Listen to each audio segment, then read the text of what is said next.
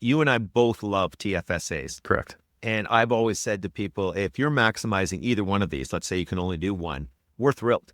Yep. And let's not get too caught up in the nitty gritty of which one's better. But I do think that RSPs are getting hit a little bit too hard now from some people who haven't thought through the math like you and I have. So Mhm. hopefully we help them to see it a little bit differently. I will ask you one more question. Do Sure. you worry with the TFSA that people are more inclined to go in and grab money out of it for a trip or whatever else? They're less likely to do that with the RSP where they have to face the tax consequences immediately.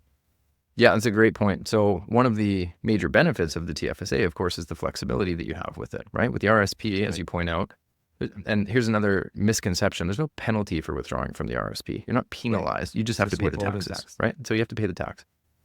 And that is a massive barrier to access of your RSP, which can be certainly a good thing.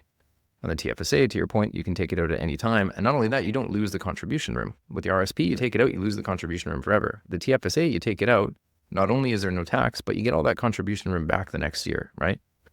Major benefit if you can behave. And so a lot of people, to your point, I think will use the TFSA as the first place they go to get money when something comes up.